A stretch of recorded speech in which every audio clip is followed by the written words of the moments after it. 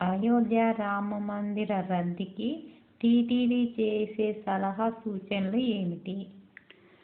భారతదేశంలో ప్రస్తుతం రామ మందిరం గురించి రద్దీ గురించి పెద్దగా చెప్పవలసిన అవసరం లేదు. ఎందుకు అని అంటే రాముని ప్రతిష్ట తర్వాత రద్దీ విపరీతంగా పెరిగింది. అదేవిధంగా నిర్వహణ సంస్థ చేతులెత్తేసింది. ప్రధాన కారణం ఏంటంటే మెయింటైన్ చేయలేకపోవడం.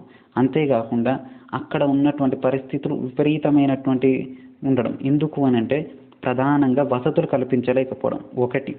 రెండవది ఒకటి నియంత్రణ వ్యవస్థలు లేకపోవడం. మూడవది వచ్చేసరికి వచ్చినటువంటి వాళ్ళని తిరిగి ఏ రకంగా వారి స్వస్థలానికి చేర్చడం. ఈ 3 పనుల్లో విజయవంతం కావాలి అని అంటే ఇప్పటి వరకు ధార్మిక రంగంలో అగ్రగామిగా ఉన్న టీటీడీ లాంటి సంస్థల దగ్గరికి నిపుణుల కమిటీని వేసింది ఆలయ కమిటీ. ముఖ్యంగా రామ మందిరం నిర్మాణం జరగడంతోనే అక్కడ రద్దీ అధికంగా ఉంటుందని ముందే భావించినప్పటికీ ఏర్పాట్లు అంతగా జరగలేదు. ఇందుకు కారణం ఏమిటంటే ఆగమేఘాల మీద గుడి నిర్మాణం జరగాలనుకోవడం ఒకటైతే, రెండోది వచ్చేసరికి రోడ్లు వేశారు కానీ అక్కడ బస్ స్టాప్లు సరిగ్గా లేదు. అంతేకాదు వచ్చినటువంటి భక్తులు ఒకరోజు ఉండాలంటే ఎక్కడ ఉండాలన్నది లేకపోవడం రెండో అంశం అయితే, వచ్చినటువంటి భక్తులకి తిండి ఉండడం ప్రధాన సమస్య. ఎందుకు అనంటే ఈ మధ్య కాలంలో వచ్చినటువంటి ఒక వార్త ఏమిటి అనంటే హోటల్లో ఒక ఛాయ్ తాగడానికి 50 రూపాయలు తీసుకున్నారు. అదేవిధంగా ఇంకా టిఫిన్ లంచ్ కనుక చేసేటట్టయితే ఆ ఒక్క వ్యక్తికే సుమారు 300 నుంచి 500 రూపాయలు వసూలు చేస్తారు. అంటే ఇంత భారీ స్థాయిలో ఒక సామాన్యుడు భరించగలుగుతాడా అంటే లేకపోవచ్చు. కానీ రాముని మీద భక్తితో చూడాలని వచ్చినటువంటి వాళ్లకు నిర్ణీత సమయంలో దర్శనాలు కలిగించేటువంటి బాధ్యత మాత్రం ఆలయ ట్రస్ట్ చేతిలోనే ఉంటుంది. అందుకే రామ మందిరం ట్రస్ట్ వాళ్ళు టీటీడీ దగ్గరకు వచ్చి ఒక ప్రశ్న అడిగారు. మీరు ఏ రకంగా చేస్తున్నారో ఆ పద్ధతులు మాకు చెప్పండి అని అడిగారు. అప్పుడు టీటీడీ దగ్గర ప్రధానమైనటువంటిది డార్మెంటరీల వ్యవస్థ ఉండడం.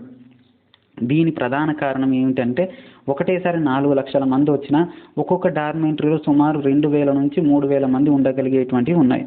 అలాగే అంతేకాకుండా ప్రత్యేక దర్శనాల వేరుతో మరికొన్ని ఉండడం జరిగింది. అంటే ఈ 2 సమన్వయం ద్వారా టీటీడీ ఎన్ని లక్షల మంది వచ్చినా కానీ డార్మెంట్లు ఒకటి పంపుతూ ఉంటుంది. అంతేకాకుండా ఉదయం 4 గంటల నుంచి మొదలయ్యేటువంటి సర్వదర్శనాలు వచ్చేటువంటి సందర్భంలో ప్రతి భక్తునికి కనిపించేలా ఉండడంతో పాటు అక్కడ అందరికీ కూడా తినడానికి తిండి ఇవ్వడం, అదేవిధంగా వాష్రూమ్స్ ఏర్పాటు చేయడం, ఇవన్నీ ఉండడం ద్వారా భక్తుల ఇబ్బందిని తగ్గించగలిగింది.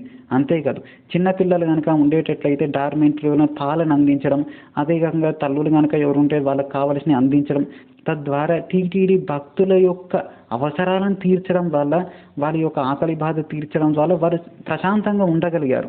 అలాంటి వ్యవస్థ అయోధ్యలో ఏర్పడాలి అని అంటే చాలా రోజులు పడుతుంది. కాకపోతే ఇప్పటికిప్పుడు ఇది జరుగుతుందా అంటే చెప్పలేం. కానీ సుమారు ఈ వ్యవస్థ పూర్తిగా అన్ని అందుబాటులో రావడానికి సుమారు 3 నుంచి 4 సంవత్సరాల సమయం పడుతుంది. అదేవిధంగా రామ మందిరం ఆలయం పూర్తి కావాలంటే 2025 పడుతుందని ఆలయ ట్రస్ట్ బోర్డు చెప్తుంది. అంటే ఈ ప్రణాళికలన్నీ కలిసి అయోధ్య రామ మందిరంలో పూర్తి స్థాయి అందుబాటులో రావడానికి సుమారు ఇంకా 3 నుంచి 4 సంవత్సరాలు పట్టే అవకాశం ఉంది. అయితే ఈ సందర్భంలో టీటీడీ కొత్తగా పెట్టినటువంటి ఫ్రీ టోకెన్, అదేవిధంగా పేడు టోకెన్ల వ్యవస్థ తీసుకొచ్చింది. దాన్నే అయోధ్యలో కూడా ఇంప్లిమెంట్ చేసేటట్టుగా ఉన్నారు.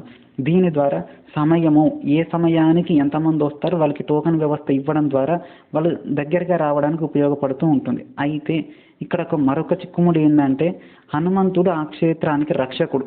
ఆ హనుమాన్ టెంపుల్ అనేది 2 కిలోమీటర్ల దూరంలో ఉంది అయోధ్య రామ మందిరానికి. అందుకే భక్తులు అక్కడికి దర్శించుకొని వచ్చిన తర్వాతే రాముని దర్శించుకుంటున్నారు. అందుకే ఇప్పుడు టీటీడీ ఇచ్చిన సలహాతో తొందరలోనే రామ మందిర టెంపుల్లోనే లేకపోతే పక్కనే హనుమంతుని కూడా ప్రతిష్ఠ చేయాలన్నటువంటి విధానం ఏర్పడుతుంది. అయితే ఇది కనుక జరిగేటట్టయితే ప్రయాణ సమయము తగ్గుతుంది, భక్తుల హడావిడి తగ్గుతుంది, తొందరగా ప్రదర్శన జరిగిపోయి దర్శన వ్యవస్థలు క్లియర్ అయిపోతే వారి స్వస్థలాన్ని చేరడం అలకగా అవుతుందని చెప్పడం జరిగింది. దీనిలో ఎంతవరకు అయోధ్య పాటిస్తుందో తెలియదు. కానీ ఇలా పాటిస్తే మాత్రం రేపొద్దున అయోధ్య కూడా మరో టీటీడీ అవుతుందనడంలో ఆశ్చర్యం లేదు.